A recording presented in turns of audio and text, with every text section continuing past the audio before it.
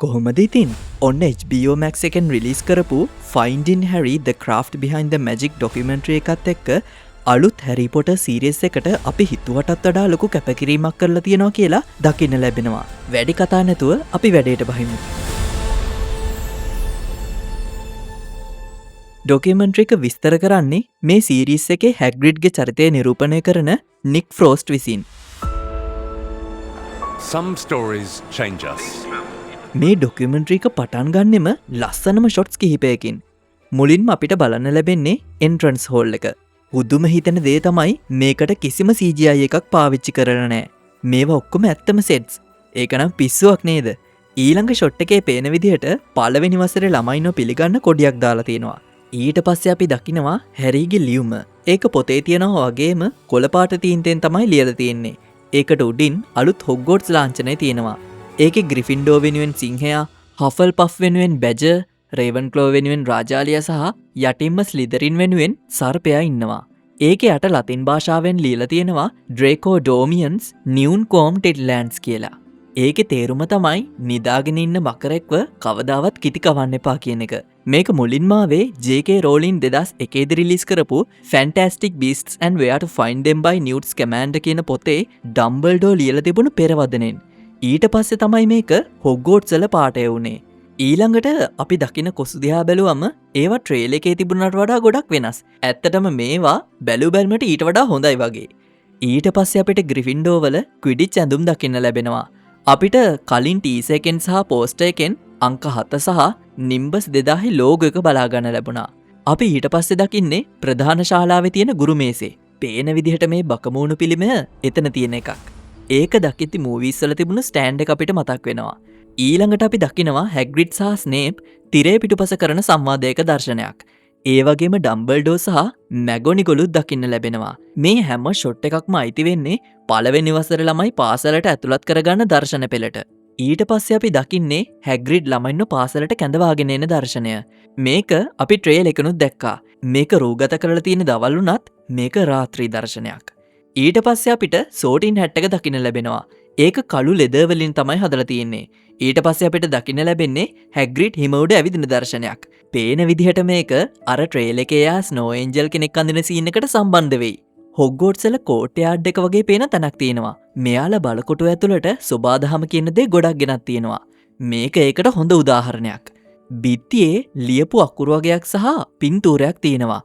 ඒකේ යට තියෙන දිනය අනුව 1990 ඉඳන් එතන තිබුණ එකක් වෙන්න ඕන. ඊට පස්සේ අපි දකින්නේ පුංචි සෞරග්‍රහ මණ්ඩලයක සෙට් එකක්. ඒක පිටිපස්සේ තියෙන පඩිපෙළ එක්ක අපිට හිතන්න පුළුවන් මේක ඇස්ට්‍රොනොමි ටවර් එකට යන පඩිපෙළ කියලා.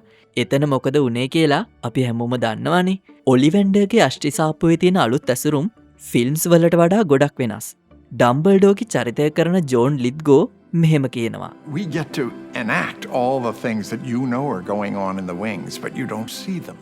එයා ඒ කියන්නේ හැරීගේ දෘෂ්ටිකෝණයෙන් එහාට ගිහින් කතාව පුළුල් කරන එක වෙන්න පුළුවන්. ඔයාලාට මතකද පළවෙනි පොතේ ඩම්බල්ඩෝ හැරීට කියනවා එයා නිකලස් ෆ්ලැමෙල් එක්ක මායාගල විනාශකරණයක් ගැන කතා කළා කියලා. හැබැයි කතාන්දරේ ගලා යන්නේ හැරීගේ දෘෂ්ටිකෝණයෙන් නිසා අපිට ඒ වගේ සිදුවීම් දකින්න ලැබුණේ නෑ. ජෝන් ලිත්ගෝ කියන විදිහට හැරි පොටර් කැනන් එක පුළුල් කරලා මේ වගේ දර්ශන අපිට පෙන්වන්න ඉඩ තියෙනවා.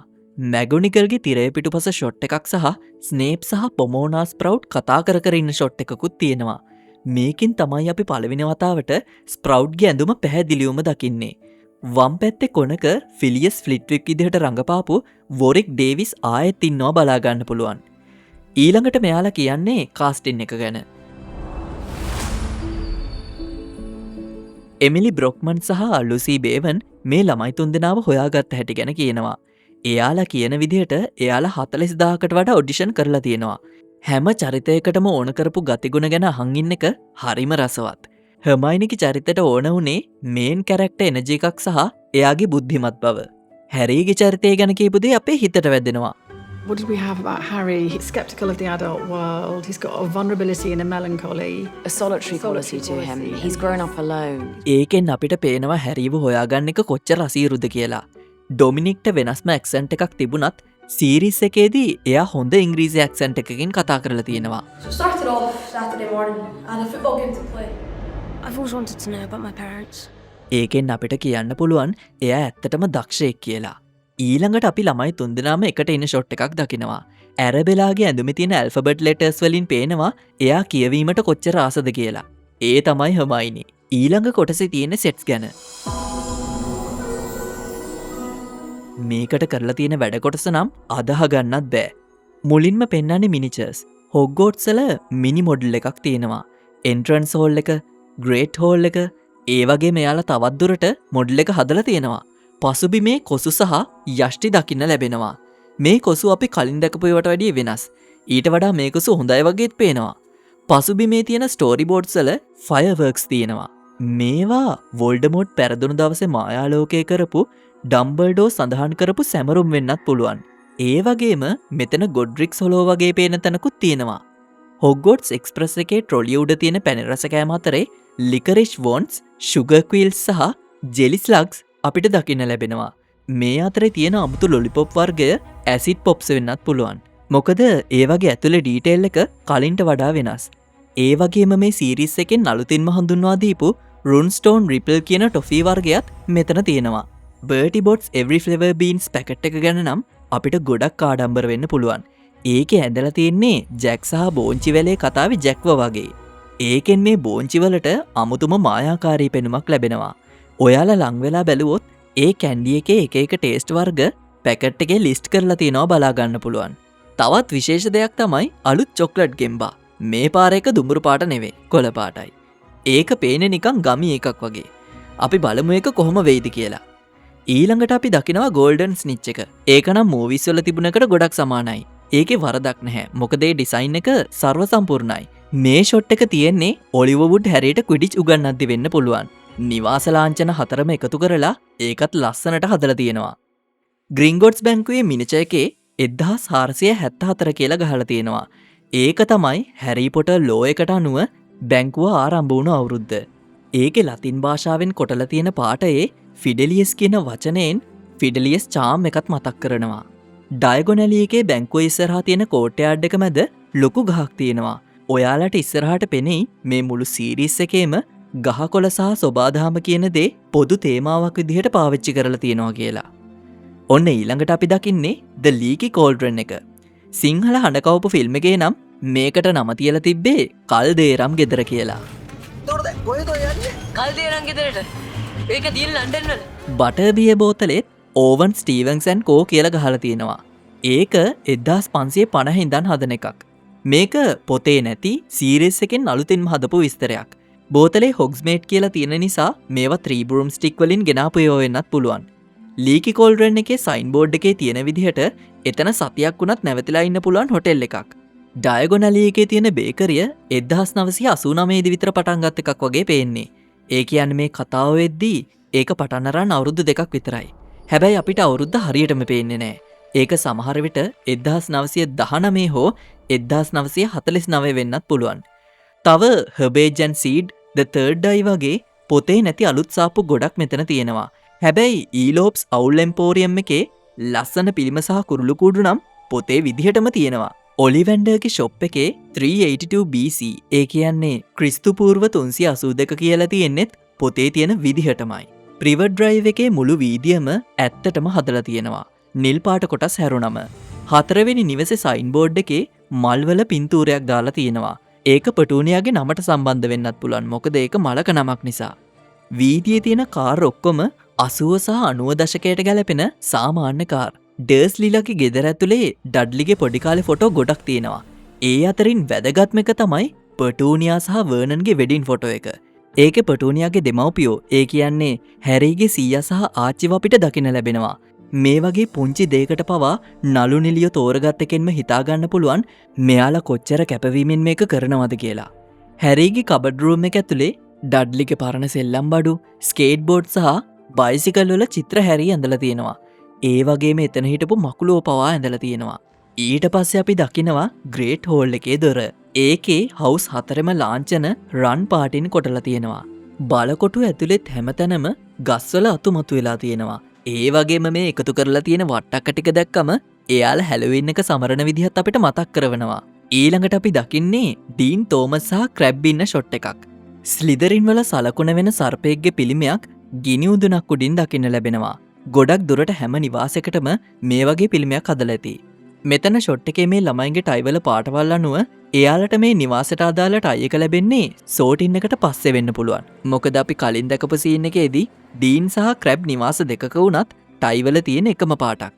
ඊළඟට අපි දකින්නේ ස්නේප්ගේ චරිතය රඟපාන පපා එසීඩු ග්‍රේට් හෝල් එක මැදින් ඇවිදන්න එන දර්ශනයක්. මන් දන්නවා එයාගේ කාස්ටින් එක පොතට අනුකූල නැහැ තමයි. මමත් ඒක කලින් සඳහන් කළා. ඒත් එයාගේ එක්ස්ප්‍රෙෂන්ස් වගේ දේවල් පොතේ ස්නේප්ට තරමක් සමානයි. ඒ නිසා යා චරිතයට සාධාරණයක් කරයි කියලා අපිට බලාපොරොත්තු වෙන්න පුළුවන්. ඔයාලගේ අදහසත් කියාගෙන යන්න. Beautiful. මේ ෂොට් එකෙන් නම් අපිට පෙන්වන්නේ නෙවිල් කොස්සක් අතට අරන් ඉන්න දර්ශනයක්. සමහර විට එයා වැටුණට පස්සේ ආයෙත් පියාඹන්න පුරුදු වෙන අලුතෙන් එකතු කරපු සීන් එකක් වෙන්නත් පුළුවන්. ඒක අපිට ඉස්සරහට බලා ගන්න ලැබෙයි. මෙතනදී අපි අඳුරවනාන්තරයේ මුලින්ම දකින්නවා. මායා ඉතිහාසය ගැන තියෙන පොතේ කවරේ ඉන්ෆිනිටි ලකුණක් තියෙනවා දකින්න පුළුවන්. පෝෂන් බුක් එකනොත් පස්සේ අපි දකින පෝෂන් ක්ලාස් එක ඇත්තටම බලකොටුවේ පහළම තට්ටුවක තියෙනවා කියලා දැනෙන විදිහට හදලා තියෙනවා. ඒකේ බිත්තිවල තියෙන අමුතු සත්තු සහ බෝතල් පවා ඇත්තටම හදපුවා මිසක් CGI නෙවෙයි. හර්බොලොජි ග්‍රීන් හවුස් එකේ හැනා ඇබට්, සූසන් බෝන්ස් සහ ජස්ටින් ඉන්නවා දකින්න ලැබෙනවා. පොත්වලට අනුව එයාලට කතාන්දරේ මුලදී ලොකු වැඩක් නොතිබුණත් සීරිස් එකේදී යාළගේ චරිතවලට වැඩි ඉඩක් ලැබෙන බව පේනවා. මැගොනිගල්ගේ පන්තියේ බිත්තිවල මීයන්ව ඉටිපන්දම් වලට හරවන හැටි සහ මිනිස්සුන්ව කුරුල්ලන්ට හරවන හැටි ගැන පෝස්ටර්ස් ගොඩක් තියෙනවා. හර්මයිනිගේ යෂ්ටිය පාවිච්චි කරන විදිහ ඇත්තටම හරි ලස්සනයි. ඒ වගේම එයාගේ යෂ්ටිය හැරිගිකට වඩා ගොඩක් ලාපාටයි. මෙතන තියෙන යෂ්ටි ඔක්කොම එක වගේ ඍජු නැහැ.